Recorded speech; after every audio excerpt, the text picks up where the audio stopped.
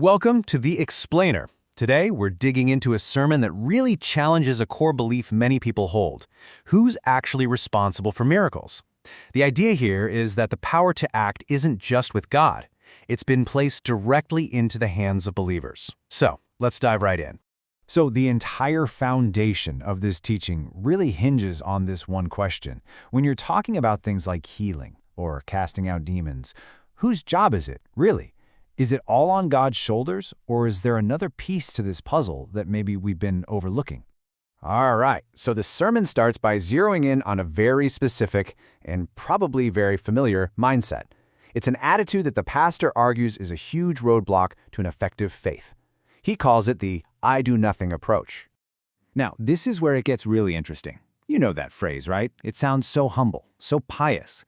But the way the pastor frames it is that this phrase is often used as a kind of shield, a way to duck out of any personal responsibility, especially when things don't go according to plan.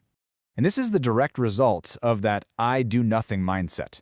The blame just gets shifted somewhere else. It's either, well, it wasn't God's will, or it's the fault of the person who needed the healing. Their faith was weak. The sermon makes a powerful point. How often do you hear the person praying say, I failed, or my faith just wasn't enough? Okay, so if that passive approach is the big problem, what's the solution? Well, this is where the sermon pivots and introduces a completely different model, one where the believer isn't just on the sidelines, but plays a super active, absolutely crucial role. The core of this new way of thinking is a Hindi word, jariya. And what it means is a channel, a medium, or a conduit. The whole argument is that God's power doesn't just appear out of thin air. It needs to flow through something, or rather, someone. God is looking for a conduit to work through. To make this super clear, this sermon gives us a really simple but powerful analogy. Think of it like this. God is the power station. You know, the source of all the energy. The miracle, the healing, that's like a light bulb turning on. But for that light to actually switch on, the power needs a way to get there. It needs a wire. And in this model, the believer, well, they are that wire. And of course, the sermon backs this up with scripture. Pointing to this very famous verse, the pastor really zooms in on one tiny but crucial word, through. Paul doesn't say that Christ does things for him. He says that he can do all things through the strength he's given. See the difference? It highlights his active part in the whole process. So, this idea of being a conduit, of being an active participant, it builds to the next big point. The sermon argues that this authority wasn't just sort of implied or hinted at. It was explicitly handed over. It was a direct command to act. And honestly, this is the main pivot point of the entire argument. The instruction from Jesus wasn't, hey, go find sick people and send them my way.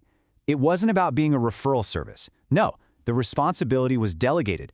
The command was incredibly direct and personal. You heal them. And this wasn't just some vague general suggestion. The sermon points to verses like Matthew 10:8, which lays out a super clear, four-part job description that was given directly to the disciples. I mean, look at this list. It's all action. These are things they were commanded to do. And you know, this wasn't just for the inner circle of 12 disciples either.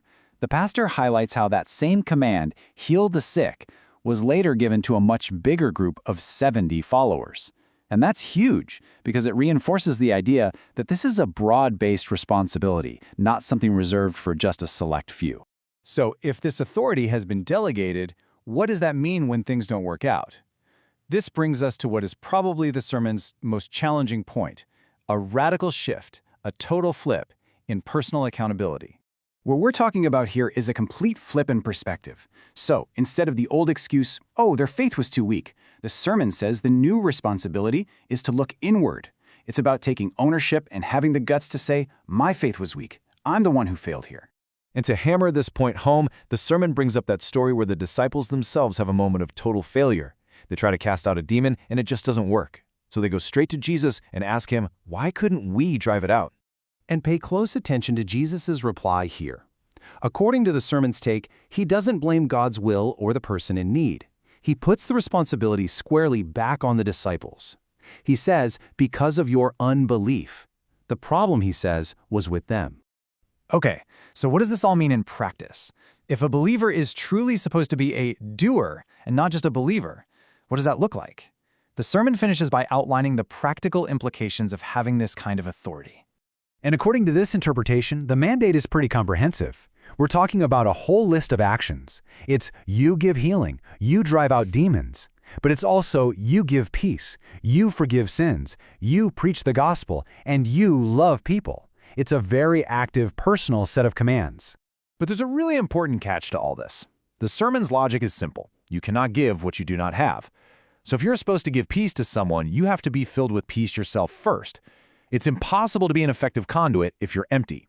You have to receive from the source before you can transmit anything. And so this all leads to the final, pretty provocative question the sermon leaves you with. If you've been given this authority, what are you actually doing with it? It's a direct challenge, designed to shift the focus away from just passively believing to actively doing.